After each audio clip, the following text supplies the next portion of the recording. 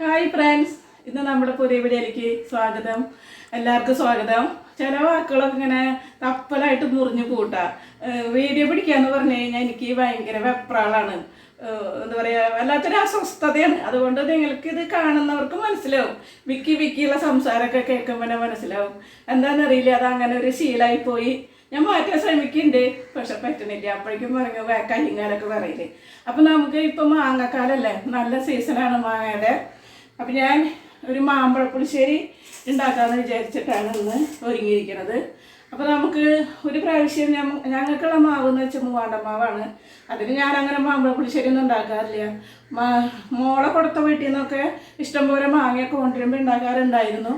അപ്പോൾ ഇപ്പോൾ എനിക്ക് ഒരു പ്രാവശ്യം ഇതേപോലെ എൻ്റെ അയൽവാസി കുറച്ച് മാങ്ങ കൊണ്ടു തന്നു. ഉണ്ടാക്കാമെന്ന് വിചാരിച്ചിട്ട് അതങ്ങനെ ഇങ്ങോട്ട് ചുറ്റിപ്പോയി. അങ്ങനെ പിന്നെ ഇതിപ്പോൾ രണ്ടാമത് വീണ്ടും എൻ്റെ അയൽവാസി മാങ്ങ കൊണ്ടു തന്നു. അപ്പോൾ ഇപ്പോൾ പിള്ളേരൊന്നുമില്ല, എന്നാലും മകന് ഭയങ്കര ഇഷ്ടമാണ് മാമ്പഴ പുളിശ്ശേരി. എന്നാൽ പിന്നെ ആൾക്ക് വേണ്ടിയിട്ട് തന്നെ കുറച്ച് മാമ്പഴ പുളിശ്ശേരി ഉണ്ടാക്കാമെന്ന് ഞാൻ വിചാരിച്ചു. അപ്പോൾ അധികമൊന്നും ഞാൻ മാങ്ങ എടുത്തിട്ടില്ല, കുറച്ചെടുത്തിട്ടുള്ളൂ. കാരണം എനിക്കത്ര മാമ്പഴ പുളിശ്ശേരി എന്ന് പറഞ്ഞാലും എനിക്കത്ര ഇഷ്ടമുള്ളതൊന്നുമല്ല. അതുകൊണ്ട് ഞാൻ കുറച്ചെടുത്തിട്ടുള്ളൂ. പുള്ളിക്കാരന് ഭയങ്കര ഇഷ്ടമാണ്. അപ്പോൾ നമ്മളിവിടെ മാങ്ങയൊക്കെ ഞാൻ തൊലി ചെത്തിയൊക്കെ വെച്ചിട്ടുണ്ട്. അപ്പോൾ നമുക്കിനി അത് പിന്നെ കുറച്ച് മാങ്ങ ഞാൻ ഉറുക്കിയും വെച്ചിട്ടുണ്ട്. അങ്ങനെ ഒരു 4-5 മാങ്ങ എടുത്തല്ലോ. അപ്പോൾ നമുക്കതിനെ എങ്ങനെയാണെന്ന് നോക്കാം. ഒരു മൺചട്ടിയൊക്കെ നല്ല കഴുകി വൃത്തിയാക്കി വെച്ചിട്ടുണ്ട്. അപ്പോൾ അതിലേക്ക് നമുക്ക് ഒരു ചെറിയ സ്പൂണ് മുളക് പൊടി ഇട്ട് കൊടുക്കാം. അതേപോലെ തന്നെ ഒരു 1/4 സ്പൂണ് മഞ്ഞൾപ്പൊടി ഇട്ട് കൊടുക്കാം. പിന്നെ നമുക്ക് കുറച്ച് ഉപ്പിട്ട് കൊടുക്കാം. എന്നിട്ട് അതിലേക്ക് ഈ മാങ്ങയൊക്കെ ഇട്ട് 2-3 സെൻറ്റ് ചെറുതായിട്ട് ഇത്തിരി കനത്തിലൊക്കെ ചെത്തി ഇങ്ങനെ കഷ്ണം പോലെ കിടക്കുക. അതായത് ഈ മാമ്പഴ പുളിശ്ശേരി വയ്ക്കുമ്പോൾ വെള്ളരിക്ക ഇടും, ചിലർ കുമ്പളൊക്കെ ഇടും. പക്ഷെ ഞാൻ അതൊന്നും ഇടണില്ല. കാരണം വളരെ ലളിതമായിട്ടാണ് ഞാൻ അത് ഉണ്ടാക്കണത്. കുറേ ഉണ്ടാക്കി ചട്ടി നിറച്ച് വെച്ചിട്ടൊന്നും കാര്യമില്ലല്ലോ എന്ന് വെച്ചിട്ട് ഞാൻ മാമ്പഴം കൊണ്ട് തന്നെയാണ് ഇത് ഉണ്ടാക്കണത്. അത് കാരണം 1-2 മാങ്ങയുടെ പൂള് ചീന്തിയിട്ട് ഞാൻ അതിൽ ചെറുതാക്കി ഇട്ടിട്ടുണ്ട്. അപ്പോൾ ഇനി നമുക്ക് 2 കറിവേപ്പിലൊക്കെ ഇട്ട് ഇവനെ അടുപ്പത്ത് വയ്ക്കാം.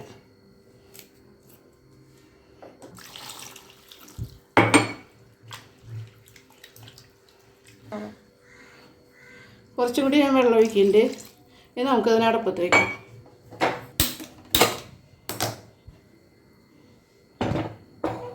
അപ്പോൾ ഇതിൽ കിടന്നത് തിളച്ചൊക്കെ വേവട്ടെ. അപ്പോഴേക്കും ഞാൻ കുറച്ച് തേങ്ങ ചരുകി വെച്ചിട്ടുണ്ട്. അപ്പോൾ നമുക്ക് ആ നേരം കൊണ്ട് ഇതിനെ അടിച്ചെടുക്കാം. അവിടെ മാങ്ങ അങ്ങോട്ടൊക്കെ ഞാനൊന്ന് ഇളക്കി മറിച്ചൊക്കെ ഇട്ടിട്ടുണ്ട്. മാങ്ങയൊക്കെ വെന്തുണ്ട്. വേണ്ട, മാങ്ങയൊക്കെ നന്നായി വെന്തുണ്ട്. അപ്പോൾ നമുക്കിതിലേക്ക് ഇനി തൈര് കുറച്ച് എടുത്ത് വെച്ചിട്ടുണ്ട്, അത് ഒഴിച്ചു കൊടുക്കാം കേട്ടോ.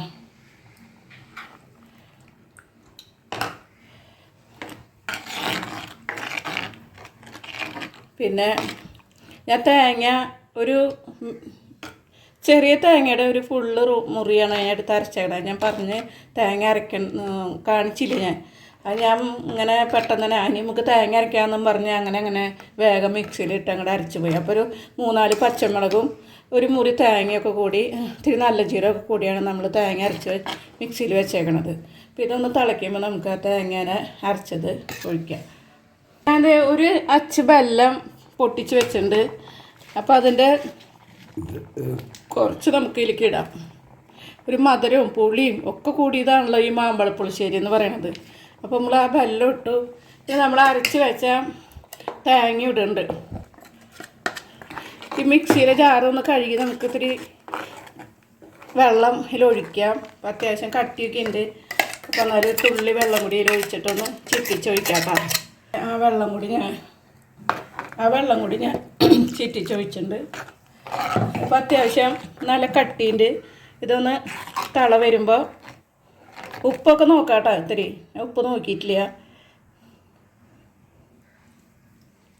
ഉപ്പ് അല്പം കമ്മിയാണ്. അപ്പോൾ ഒരു ശകലം ഞാൻ ഇടുന്നുണ്ട്. അളവൊന്നല്ല, കൈ കൊണ്ട് ഇടാനാണ് ഏറ്റവും ഇഷ്ടം എനിക്ക്. അപ്പോൾ ഞാൻ ഉപ്പൊക്കെ ഇട്ടിട്ടുണ്ട്. ഇനി ഇത് നമുക്ക് തള വരുമ്പോൾ ഇറക്കി വയ്ക്കാം. ഒരച്ച് വെല്ലാണ് ഞാൻ തട്ടി പൊട്ടിച്ചത്. അതിൽ നിന്ന് ഞാൻ പകുതി എടുത്തിട്ടുള്ളൂ. കാരണം മാങ്ങയ്ക്ക് നല്ല അത്യാവശ്യം മധുരമുണ്ട്. അപ്പോൾ ഇനി മധുരം കൂടുതൽ ഇഷ്ടമാണെന്ന് തോന്നുകയാണെങ്കിൽ ഈ ഒരച്ചിട്ടാൽ മതിയാവും നമ്മുടെ ഇത്രയും സാധനത്തിലേക്ക്. ഇപ്പം ഞാൻ കുറച്ചെടുത്തിട്ടുള്ളൂ. അത്ര മധുരത്തിനോട് താല്പര്യമൊന്നും ഇല്ല, എനിക്കില്ല. അപ്പം ഞാൻ എൻ്റെ ഒരു രീതിയിലാണ് ഇത് ഉണ്ടാക്കണത്. അപ്പോൾ അതായത് നമ്മുടെ കറി അത്യാവശ്യം തള വരുന്നുണ്ട്. അപ്പം നമുക്ക് തീ ഓഫാക്കാം. അപ്പോൾ അതായത് നമ്മൾ കടുക് പൊട്ടിക്കാനായിട്ട് ചട്ടി അടപ്പത്ത് വെച്ചിട്ടുണ്ട്. എനിക്കിത് കുറച്ച് വെളിച്ചെണ്ണ ഒഴിച്ചു കൊടുക്കാം. പിന്നെ ഈ മാമ്പഴ പുളിശ്ശേരി എന്നൊക്കെ പറഞ്ഞാൽ നല്ല എളുപ്പം ചെയ്യാവുന്ന കേട്ടോ. കുറച്ച് തേങ്ങ ചിരകി അരച്ച് കിട്ടാനുള്ള ബുദ്ധിമുട്ട് മാത്രമേ ഉള്ളൂ. ഏറ്റവും എളുപ്പത്തിൽ കഴിയുന്ന ഒരു കറിയാണ് മാമ്പഴ പുളിശ്ശേരി. ഇഷ്ടമുള്ളവർക്കൊക്കെ അത് നല്ല ടേസ്റ്റിൽ കഴിക്കുകയും ചെയ്യാം, വേഗം കഴിയുകയും ചെയ്യും, നല്ല കറിയായിട്ട് കിട്ടും ചെയ്യും. ചൂടായി നമുക്കിലേക്ക് കടുക് ഇട്ട് കൊടുക്കാം കേട്ടോ.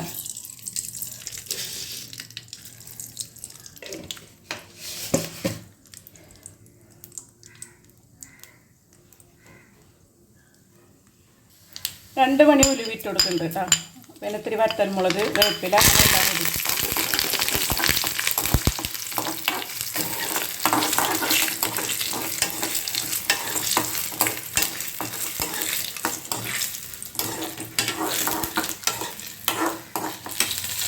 തീ ഓഫാക്കാം.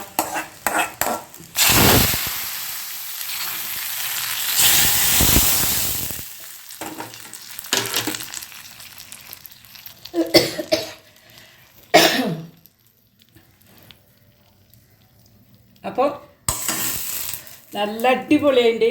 ഞാനിങ്ങനെയൊക്കെയാണ് മാമ്പഴ പുളിശ്ശേരി ഉണ്ടാക്കുക. ഇനി വേറെ ഏതെങ്കിലും രീതിയിലൊക്കെ ഉണ്ടാക്കുന്നവരുണ്ട്. അപ്പോൾ അവരൊക്കെ ആണെങ്കിൽ ഈ മാമ്പഴ പുളിശ്ശേരി ഞാൻ ഉണ്ടാക്കിയ രീതി കണ്ടു കഴിയുമ്പോൾ അത് നിങ്ങൾ എങ്ങനെയാണ് ഉണ്ടാക്കണമെന്ന് വെച്ചാൽ എനിക്കൊന്ന് കമൻറ്റ് ഇട്ടോളൂ കേട്ടോ. അപ്പോൾ എല്ലാവർക്കും എൻ്റെ ബായ്. ഇന്ന് ഒരു കാര്യം കൂടി പറയാണ്ട്, ഇന്ന് നമ്മുടെ തൃശ്ശൂർ പൂരാണ്. അപ്പോൾ എല്ലാവർക്കും പൂരത്തിൻ്റെ ആശംസകൾ.